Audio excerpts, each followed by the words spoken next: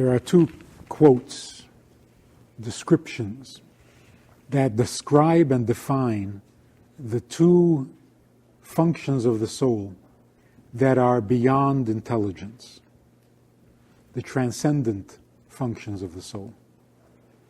They are will and pleasure.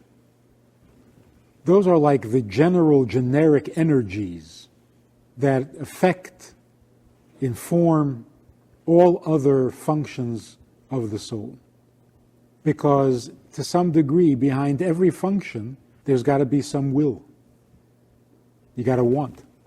Behind every function of life, every expression of life, seeing, hearing, talking, loving, hating, behind every expression of life, there has to be a certain amount of pleasure. Because without pleasure, nothing happens.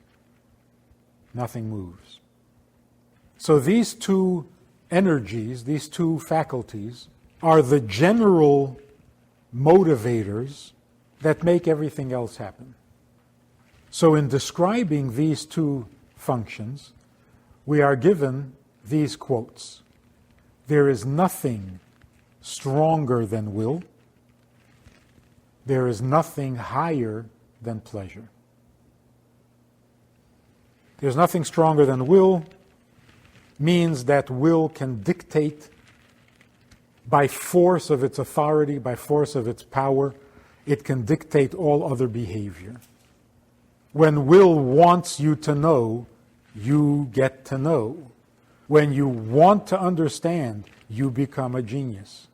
When you want to do something, all restrictions, all limitations, all even laws of nature are canceled. Like that example, if you really want to pick the truck up because there's a kid under it, you'll pick it up. Now that violates the laws of nature. Doesn't matter. If you want it, you do it. So will is a dictator in that not only does it get its way, but it gets its way by canceling everything else, overruling, shutting down. Your intelligence means nothing when your will is determined. You want to pick up that truck, and your mind is saying, well, let's see now, the truck weighs, and I don't think we can do this. And the will says, I didn't ask you. And the mind says, but this doesn't make sense and it's not intelligent. And the mind says, well, then don't do it. I'll do it myself. You're canceled. And the same with all emotions, the same with all activities. The will simply ignores all other functions, the properties and the nature of all other faculties of the soul, and has its way because nothing can stand up to it. This is called effect from a distance. There's a way of having an effect by drawing closer. Intelligence, for example, is effective because it brings you closer to the issue. It brings the issue closer to you. It makes it appealing to you. It makes it fit. And so by drawing you closer and closer, you become more and more involved and things start to happen. If you're convinced that you ought to do something, you're going to do it. But what does it mean to be convinced? It means this appeals to your mind, and your mind can't disagree with it. But then there's also an effect from a distance. The reason the teacher can't discipline the student, but the principal can, is because the principal is further away. His effect is not like the teacher's. The teacher tries to influence a child's behavior by drawing him in. Don't you want to understand? Don't you want to learn? Don't you want to get a good grade? You can do it. You're a good kid. You're smart. And you kind of win him over and draw him in. Principal doesn't do that. The principal has an effect precisely because he is from a distance. And it's the distance that makes the effect so powerful. Will has an effect by being distant. It does not consider you're a good kid, a bad kid, a smart kid. If you misbehaved, you're in trouble. So, will is a dictator by overruling and canceling all other functions. But what do we mean that pleasure is the highest? There's nothing higher than pleasure.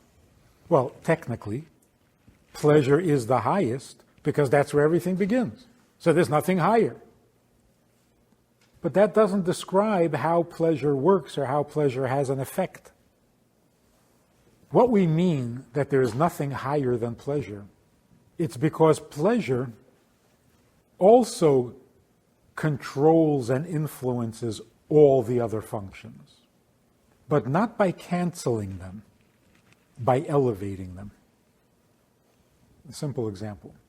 Obviously, if you're studying a subject that you don't really want to study, you have to, the study is not going to be as keen, as bright, as productive as when you're studying a subject that you want. So putting your will into something not only makes it happen, it makes it happen better than if you're doing it begrudgingly.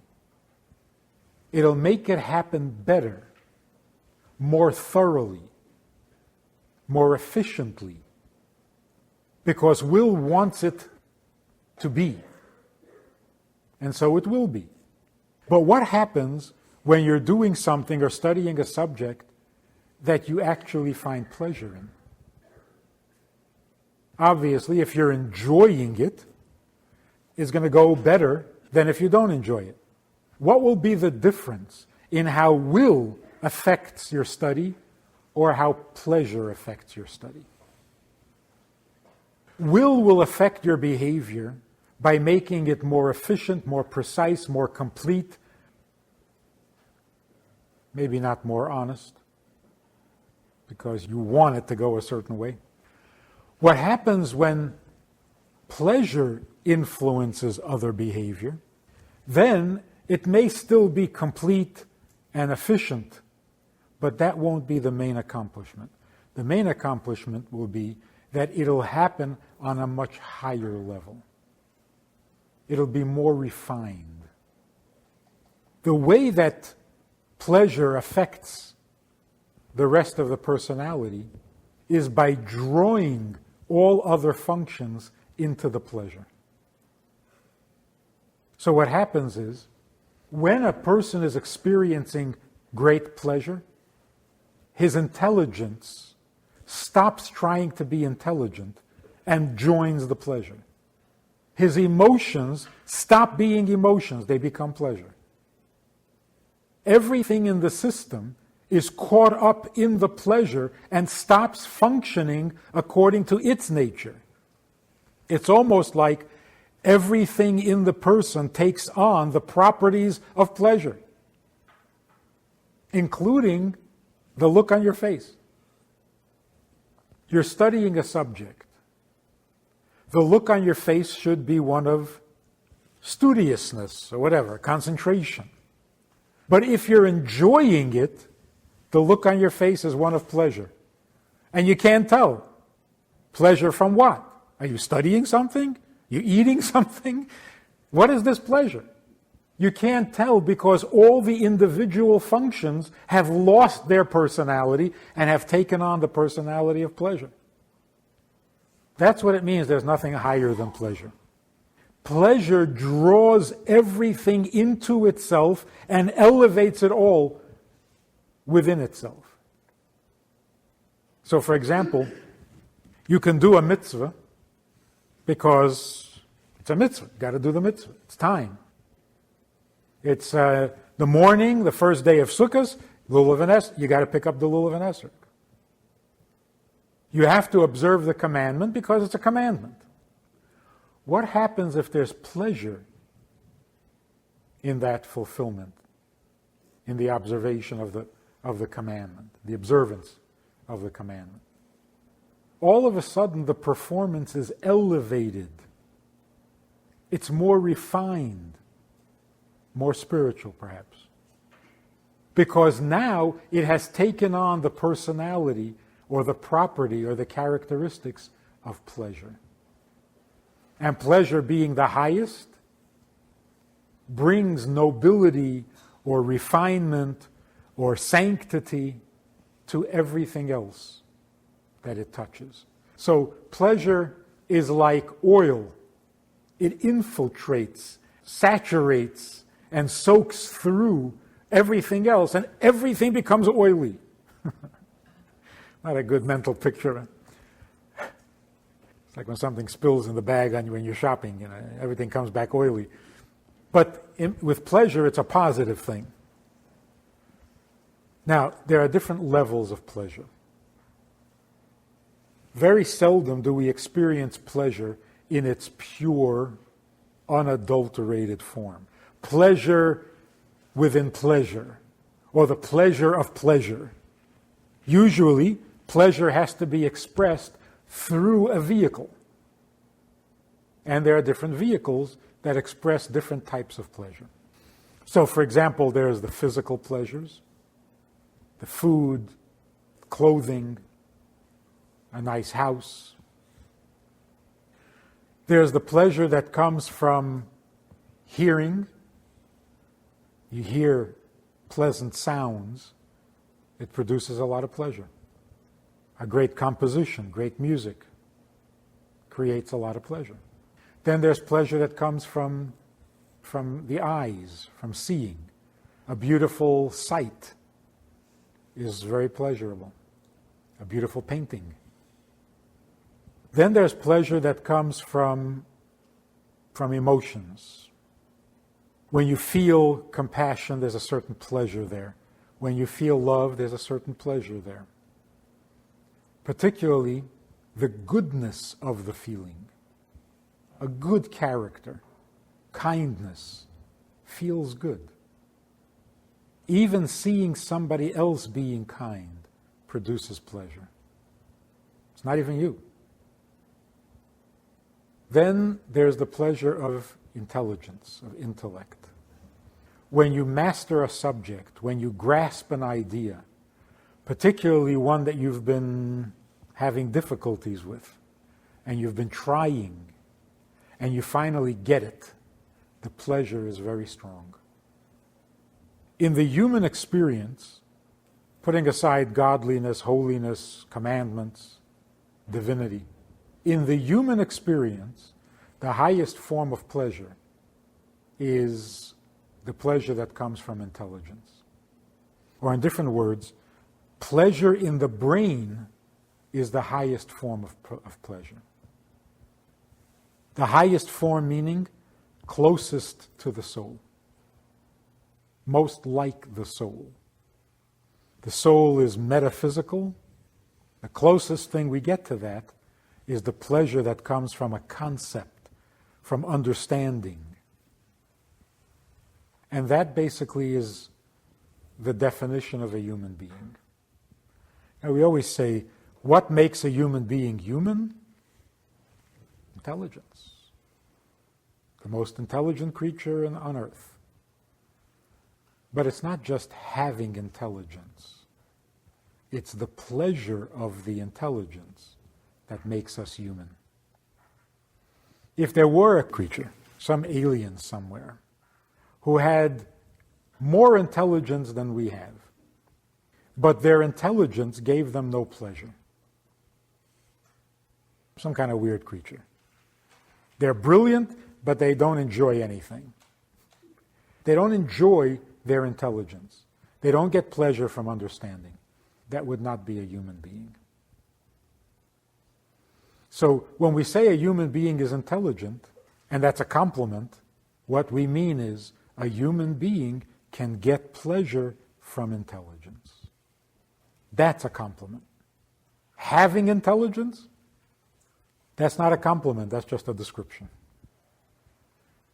So when we say a human being has emotions, a human being eats, a human being sleeps, all we're saying is these are the various ways in which a human being experiences pleasure. And pleasure is almost synonymous with life. Almost synonymous. Because in some way, pleasure is greater than life. Interesting observation. What is the difference between life and pleasure? When you say somebody is alive with the project, he lives his project, doesn't that mean he's really into it? He's got a lot of passion for it, gives him a lot of pleasure? We sometimes mean that. So we really should call it pleasure and not life at all. But there is a difference between living with something versus having pleasure from it. Living with something is, of course, enthusiastic, but it's a necessary enthusiasm. Life is necessary. Things don't go so well when you're not alive. Without life, it puts a damper on things, all right? So you have to have life in order for anything to happen. So life is a necessary kind of enthusiasm. Well, let's put it differently. Since you have to have life, you got to live, might as well be enthusiastic about it. So there's an enthusiasm that comes from the fact that it's indispensable. So it's like, what kind of pleasure do you get from bread and butter? It's pleasurable. Steak and potatoes. Pleasurable. But part of the pleasure is, this is food. This is what I got to eat. Person's got to eat. So it's an enthusiasm for that which is necessary. Real pleasure comes from that which isn't even necessary. It's beyond necessary. That's like the blessing we make after a drink or after a shahakol. We make a blessing thanking God for providing all living things with their needs and so on. There are two parts to that blessing. Thank you for providing me what I really need and for giving me more than I need.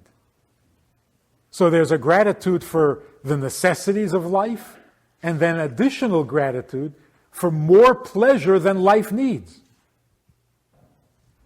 That's also called wealth. Pleasure is sometimes called wealth, ashiras. What does wealth mean? What is the difference between wealthy and non-wealthy? Not the opposite. The opposite of wealthy is poor. But what is the difference between wealthy and not wealthy? Not wealthy means you have everything you need, but not more. If you have everything you need, you're comfortable. You're not rich. So rich means beyond the need, beyond what's necessary. The icing on the cake. Cake doesn't need an icing, but you have to have a cake. So if you have the cake, then you have what you need. Let them eat cake. So you have cake, you eat cake. What do you have to have icing for? Icing is for an additional pleasure that is not necessary. It's like the dessert. Totally unnecessary. And that's what makes it pleasurable. So pleasure means not the enthusiasm that one ought to have for life because life is so important and necessary. It's a pleasure that goes beyond necessity. The human soul has both a virtue and a fault in that it can find pleasure even in things that were not meant to be pleasurable. In the rational mind, bread and butter is not dessert. It's bread and butter. What are you getting so excited about?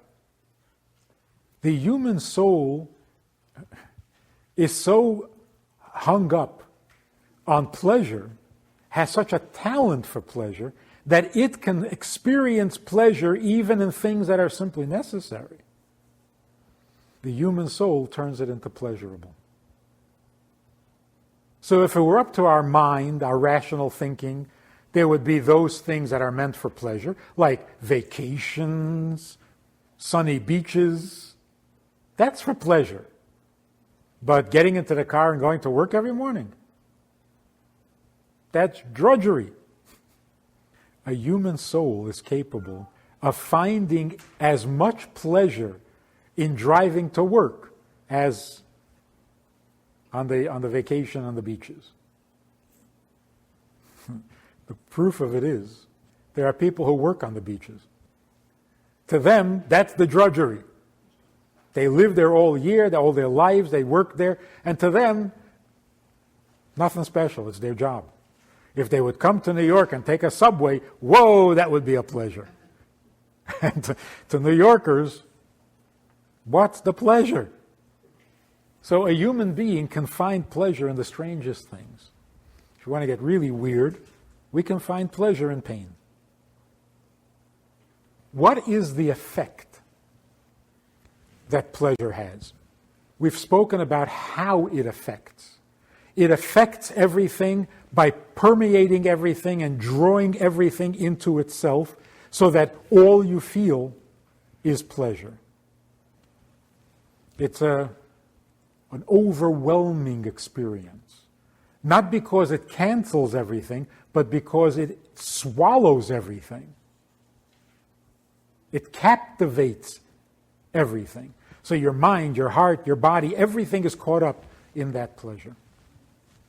By the way, what would we call that kind of experience where you're feeling nothing but the pleasure? That's called ecstasy. Ecstasy means every other function in the human system is caught up in this activity, in this pleasure, which means you don't feel anything else.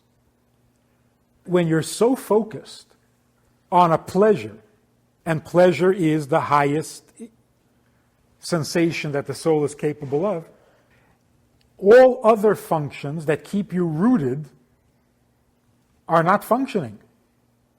They're all caught up in this pleasure. You're getting too ecstatic. This is ecstasy, and you're in danger. Because if you go a little too far, you're not coming back. You can die from the ecstasy. You expire. 2 examples. Previous Rebbe was traveling with his father, who was the Rebbe at the time, and they were staying at this hotel, and they had adjoining rooms. The previous Rebbe was going to go out and run an errand, and his father sat down on the sofa, leaning into the arm, and began to prepare an essay on Hasidic philosophy. The previous Rebbe went, ran the errand, came back about 2 hours later, and his father hadn't moved. Actually, he had started with a cigarette. The cigarette had burnt out. There was nothing left but the filter. And the ashes had fallen right where the hand was when the previous Rebbe left to go on the errand. So he hadn't moved. His eyes were open, but he was not responding to the Rebbe's coming or going. So the Rebbe waited many more hours until he started to become worried. At the end of this whole thing, I don't know how many hours it lasted, his father turned to him suddenly and asked him questions that were indirectly meant to elicit information. Where are we and what day is it? What had happened was that in the pleasure of the subject that the Rebbe was analyzing or preparing or studying, he had lost all other sensation. Pleasure draws you into the... So much so that he had lost touch with time and space. Basically, the physical universe. He didn't want to let on, so he asked questions indirectly, but what he really wanted to know is, where are we and what day is it? In order to get back into time, space, reality. The previous Rebbe then says that those hours that he spent then in that room, that was the key principles that later turned into a series of talks that became a book, and it just grew. But that's when the seeds were established, or the principles were established for that great work. Another example was this very holy man back in Europe who needed an operation. But the doctors were afraid that he wouldn't survive the anesthetic. So they hesitated with the operation. So he told the doctors, if you give me some time, I'm going to get into a song. I'm going to sing. I'm going to get into a song. When I'm into that song, you can cut me. Without anesthetics, I won't feel anything. And he did. And they performed an operation that took over an hour, and he felt nothing because he was into that song. So you see, pleasure, when it's intense, is ecstasy. And ecstasy means the loss of all other sensation and function other than the pleasure. That's that thing in the Talmud where certain sages studied the esoteric teachings, and one went crazy, one didn't survive. The pleasure, the ecstasy that they experienced, they could not get back into time and space. They couldn't re-enter Earth's atmosphere because they had left. That's the effect of pleasure when it's extreme and becomes ecstasy. What is the effect of pleasure? In other words, what is its nature? Not how does it affect, what is the effect that it has? There are certain key behaviorisms that are the true nature of our various functions. So, for example, what is the nature or the character of intelligence? We know what intelligence does, but what is the flavor or the character of what it does? So you could say intelligence is basically a logical analysis or observation about the systems, the logic in the universe. Well, that's what intelligence is. But what is its nature? Its nature is that it rises. It is not content with what it has, it wants what it doesn't have. It seeks something higher than itself. Emotions, we know what they are. Love is an attraction, hate is a rejection. But the nature and the character of emotions is that they take you downwards.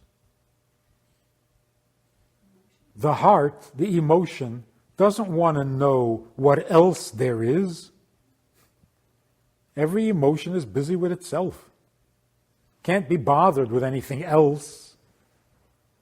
You can't come to a person who's angry, for example, and say, you know what would be even better?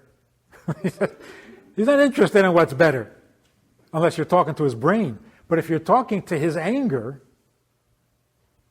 he's not interested. I'm busy being angry right now. And what does the anger want? The anger wants to strike out. Punch the wall. Now, anger is an emotion. An emotion. That's a human quality.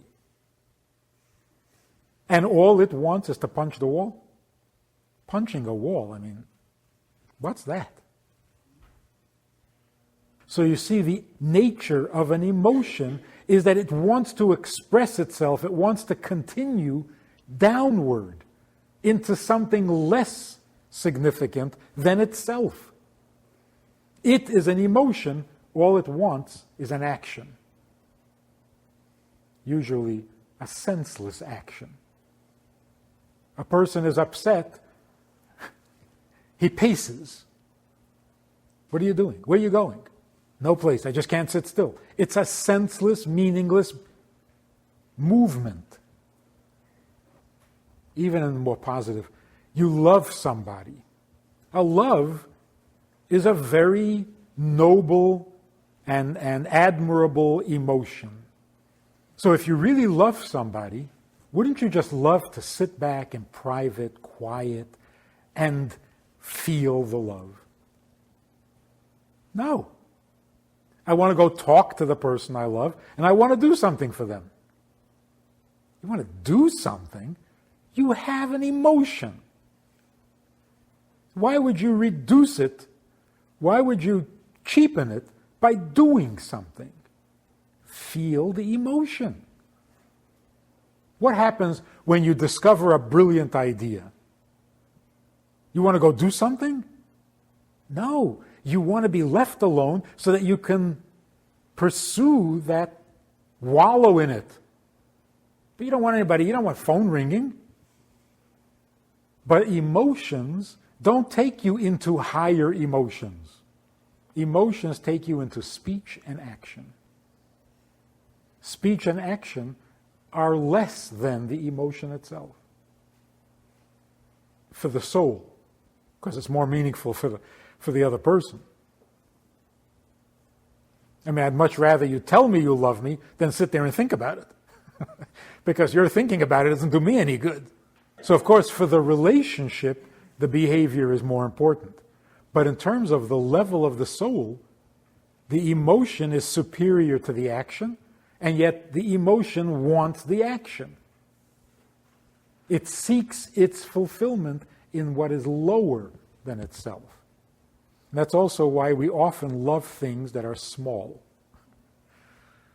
Miniatures, babies, cute. We love things that are below us, that are smaller than us, that are tiny. We're also afraid of things that are tiny. Some of us. You know who you are. Afraid of a spider, a bug. So there are directions. Intelligence moves upwards. That's its direction. Emotions move downward. That's its direction. Pleasure, the nature of pleasure is, it is expansive. It is that feeling of expansiveness. And that's why it expands and reaches and influences all the other functions. But what it does to all functions is it makes them expansive. When there's pleasure in your mind thinks bigger, more expansive. When there's pleasure in your emotions are more expansive. So, for example, when you're marrying off your youngest child, or maybe your only child, your joy is so expansive, you want your enemy to come and have a great time. In normal times, without the pleasure, you don't want your enemy around. You certainly don't want to feed him for free at your party. But when you have pleasure in the joy, then the joy has no limits. And all of a sudden, you will enjoy having your enemy come and have a good time. In fact, the Gemara also says that pleasure causes your bones to expand. A physical fact. When you get really good news that gives you a lot of pleasure, you can't get your shoe off because your bones expanded. Now, what is the opposite of pleasure? Usually we say pain. What is pain?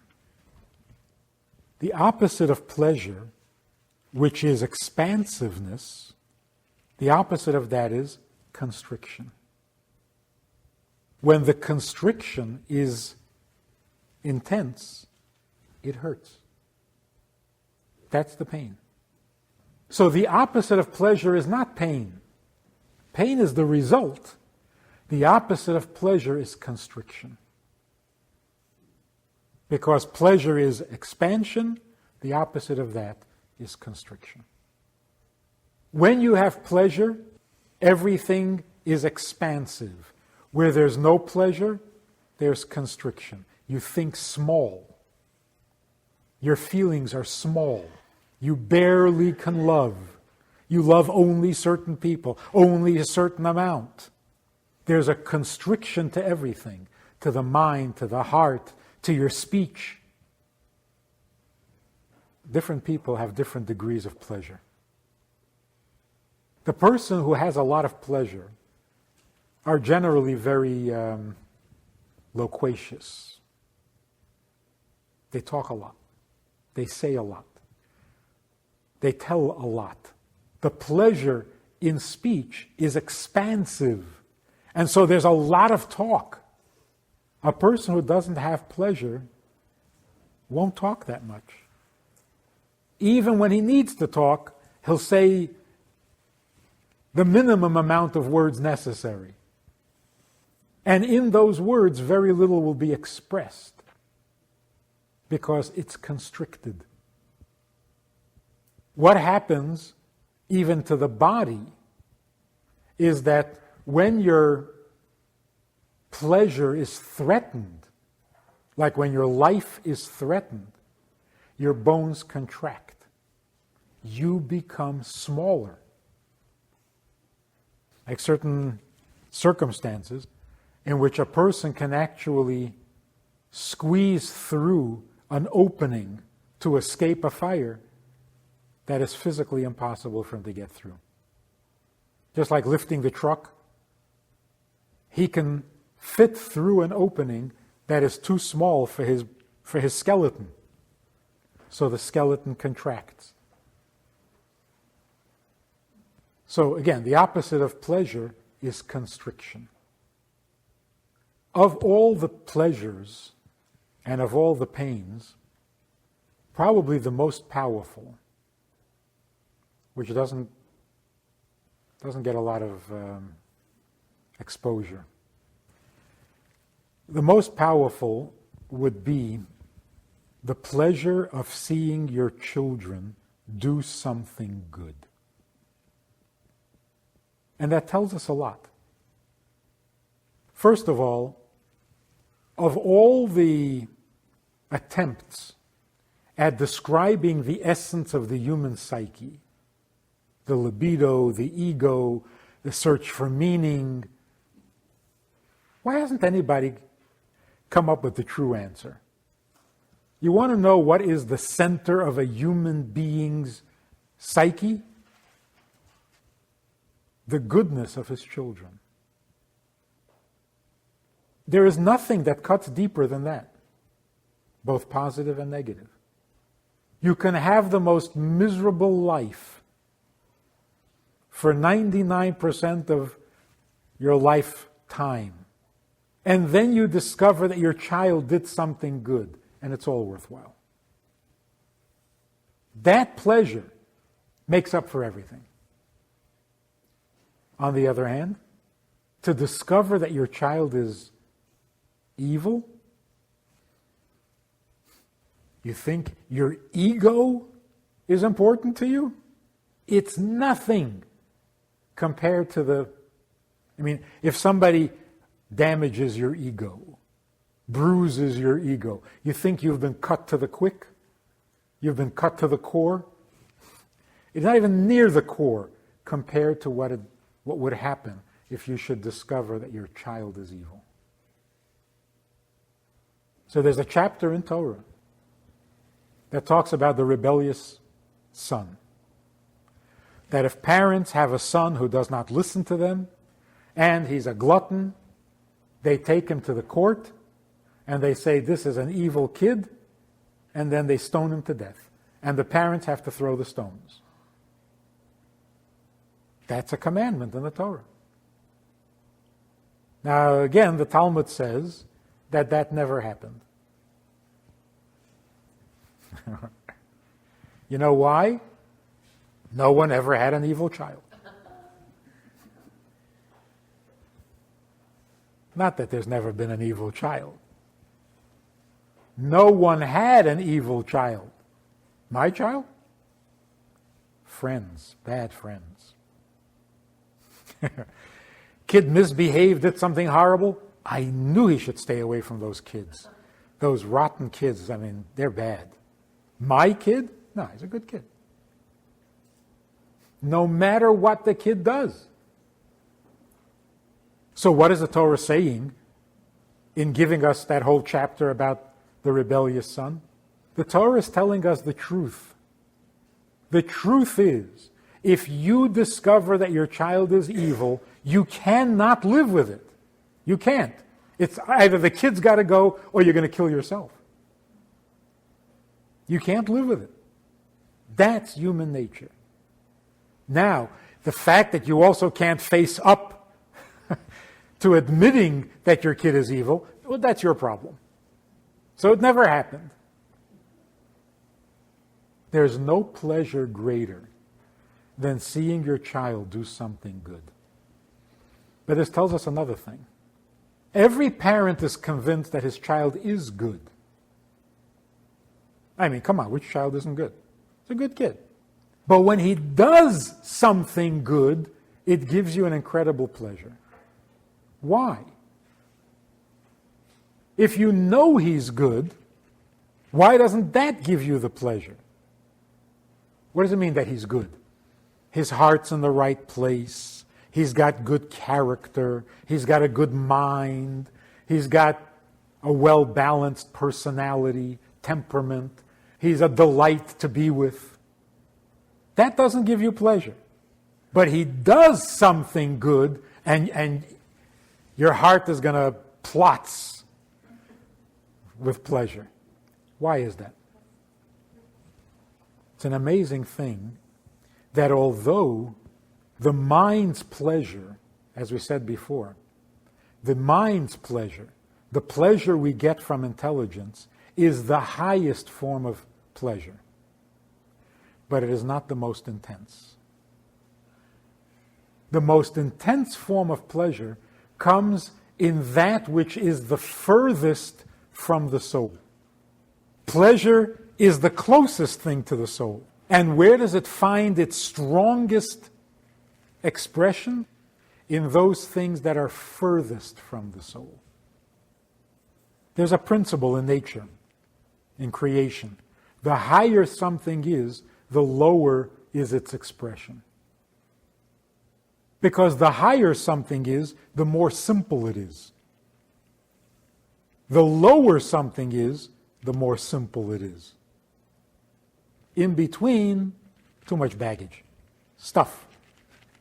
But the highest thing is simple, pure, simple, pleasure, life. The lowest thing, pure, simple, pleasure. And that's where the circle gets closed. So the highest thing to the soul closes the circle by finding the lowest, the furthest thing from the soul. And there you have that intense meeting. It's like you throw a ball against a backdrop.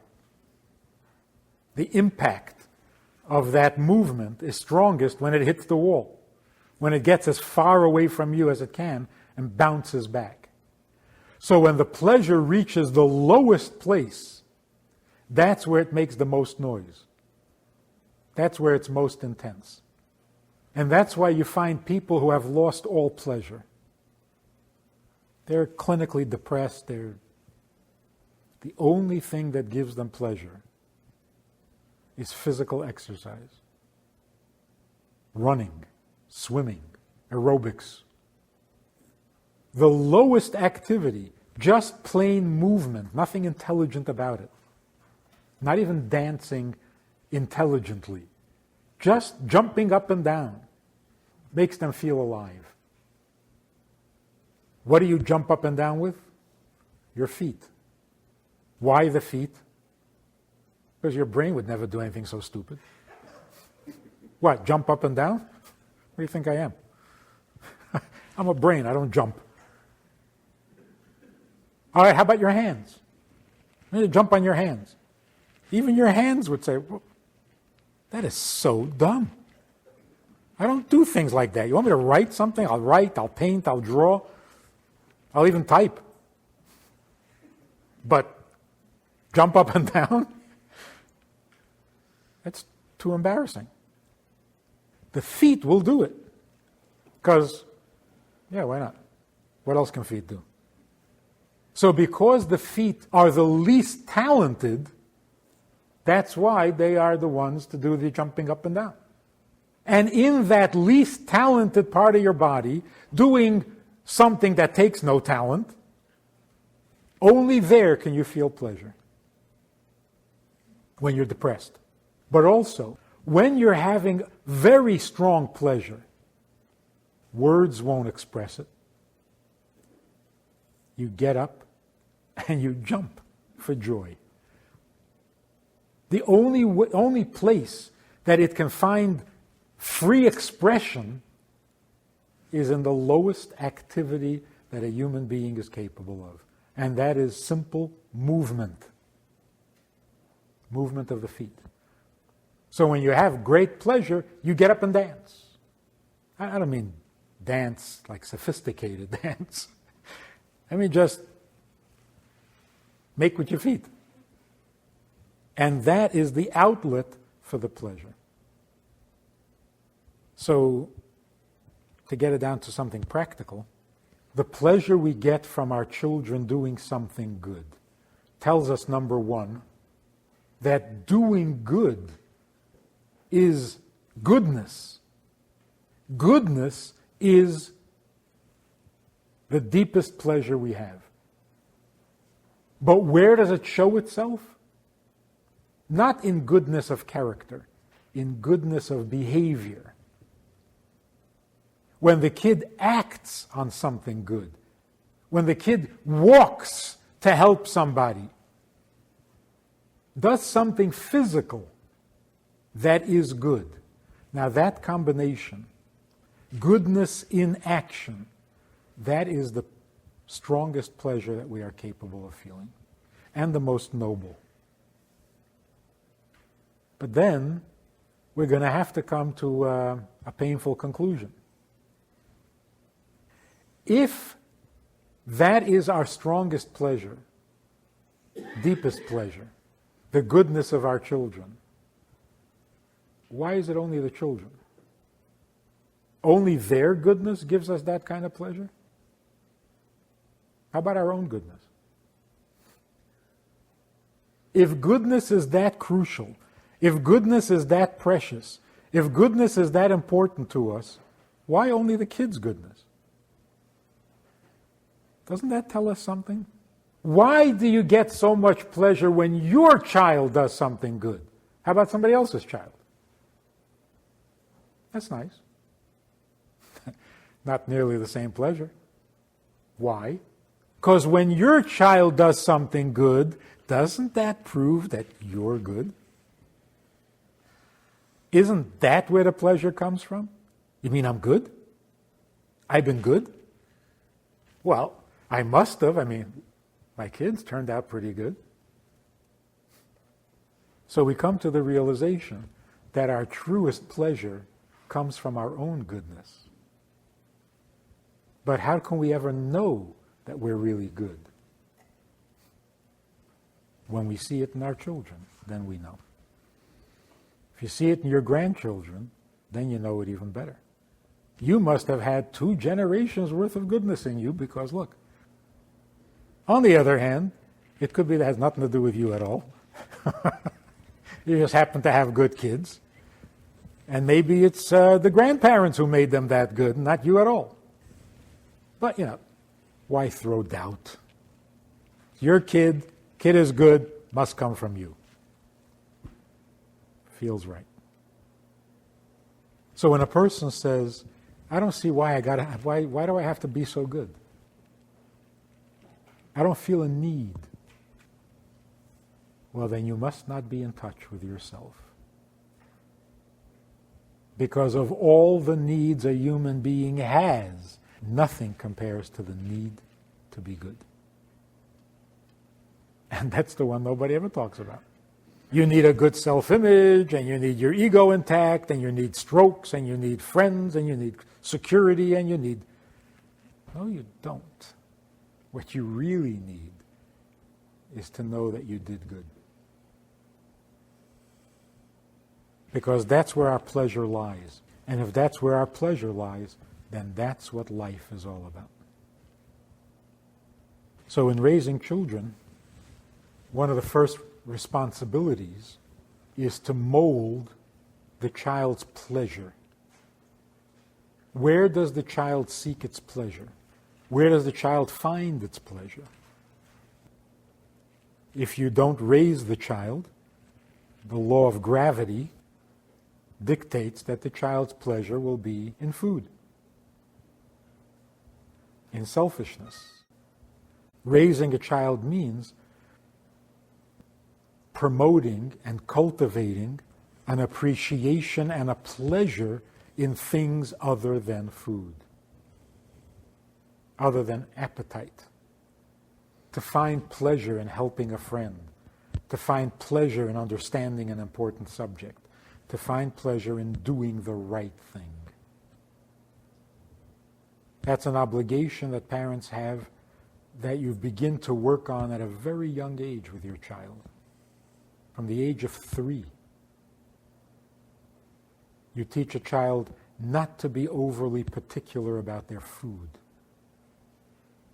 Because if you don't, and the child grows up really invested in the food pleasure, what kind of a person is this going to be? So you teach a child to eat whatever there is instead of being so particular. You teach a child to wait a minute. Hold on a minute. Just because you're hungry now doesn't mean you have to eat now. We'll get you some food. The kid is getting hysterical. He wants his food now. You say, well, I'll go get it. No, go get it. I want it now. So, well, it's not here right now. I got to go get it. He becomes hysterical. That can't continue into adulthood, but it often does. There are people who, if their eating is delayed, they become violent.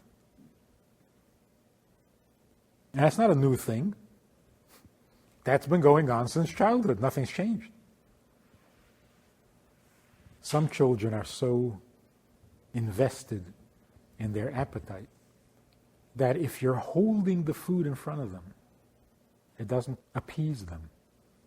They want the food. You say, well, here it is. Let me just open the can. Not the can, the jar. They can't wait. They're angry and hysterical because you're making them wait. It gets even worse. There are some kids, you give them a spoonful of food, and then you reach for the second spoonful, and in between they become hysterical. Because they want it all now, not one spoonful at a time. If we don't fix that, if we don't elevate a child out of that, you end up with a monster, because all his appetites will go that way. And that's the deeper meaning. The Gemara says, a man who marries his daughter off to an ignoramus is like throwing her to the wolves, to the lions. What does that mean? An ignoramus means an unrefined person. If he's unrefined, his appetites are out of control. So it's like throwing her to a lion. So, being that pleasure is the highest function of the human soul, that's why the abuse of pleasure, or the misuse of pleasure, is the greatest sin. And that's why sexual sin is considered the ultimate sin. When you say a sinful person, what comes to mind? Of course, sexual sin.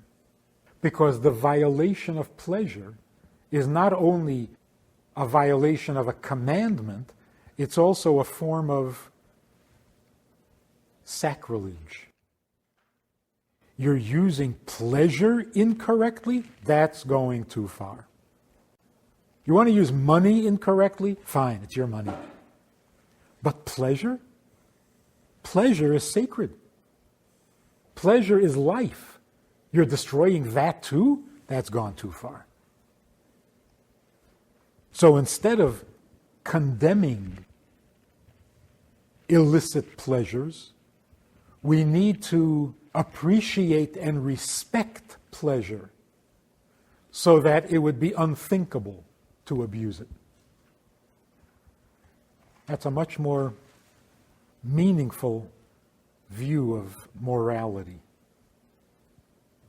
We had a teacher back in grade school, and it was in the Lubavitcher yeshiva, and he told us how he had become a Lubavitcher, because his family had not been. He was in a yeshiva in Poland, and during the war, the Lubavitch yeshiva had to leave Russia, and they moved to Poland. And there he first met Lubavitchers. And he says, the thing that convinced me to join the yeshiva was I went to visit, and I arrived at lunchtime, and I saw these boys, the students, eating. And that convinced me to become a student in that yeshiva. The way they ate. What did he see that was so impressive? He says, they ate with reverence. They had a respect for the food. Not for the food. For the appetite. For eating. The appetite, the hunger, the impulse, they respected it. And they resisted it. They knew enough to respect it. If you don't respect your pleasures, you're going to lose the battle. You have to respect pleasure and then pursue it properly. So it wasn't that they looked down at eating. They considered eating a vulgar behavior. On the contrary, they had enough respect for a pleasure not to degrade it. So that's the way God wants us to pursue our pleasures. In the awareness that pleasure is something sacred. Don't waste it. Don't degrade it. Don't abuse it. Certainly don't use it against another person. Crime of passion. That's blasphemous. You're blaming passion for crimes? Passion is the pulse of life. Of course, when something is that powerful, its abuse becomes very powerful as well. But in respect and in appreciation of what pleasure is in life, we treat it with greater care. And then we have a good life. Make sense? I have a feeling that if people were taught this view of the human being, rather than the secular, value-free version of human needs, impulses, it's such a soulless picture.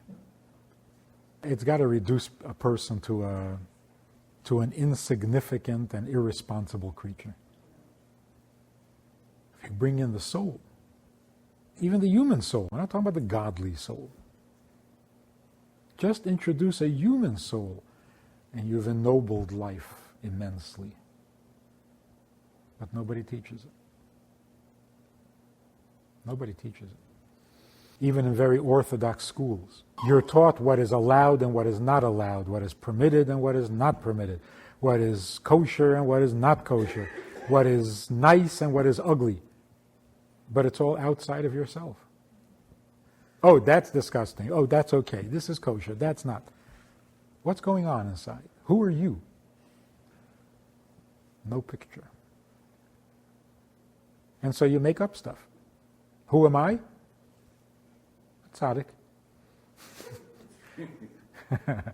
Or, no, I'm bad. I have a Yetzer Hara. I'm bad. It's really disheartening. You haven't got a chance.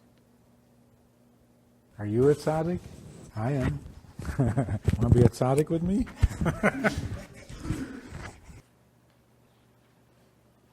So this topic is it's what you see it is. It's necessary, it's a blessing, it's a gift, it's the hope for the future, yeah. What is the difference between joy and pleasure? There is some pleasure in joy, obviously. And yet they're not the same thing. Because you can have pleasureless joy. You can have joyless pleasure. I'm having a really good time. Yeah, it tastes really good. But there's no joy in it. Actually, in order to experience pleasure properly, you first have to be happy. So joy is almost like a preparation. The difference is, in joy, there is a quest. In pleasure, there is contentment. It's almost like pleasure is like the conclusion of joy. It's the contentment of having what gives you joy. Joy is the pursuit. Pleasure is the conclusion. Joy opens up new possibilities, but it is not expansive. You know what I mean? Joy can stimulate your mind to think. It can't get your mind to think expansively. But if the mind was not thinking, joy can open that door. But opening the door means getting it to do what it does, not beyond what it does, not expansive. So joy does not create the expansion of the bones. It's the pleasure that does that. Simcha. Joy. And oneg. Oneg is pleasure. So that's why Shabbos is a day of oneg, not simcha. Yom Tov is simcha, not oneg. Shabbos is oneg, not simcha. Why is Shabbos oneg? Well, what is Shabbos? 6 days God created the world, which means 6 days God expressed his emotions. Kindness, severity, compassion, the days of the week. What happens when you've expressed and you attained your goal?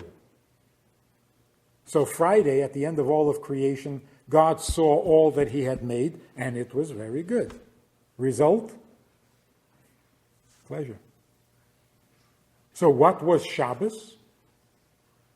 Shabbos was the pleasure that he got from the 6 days of creation.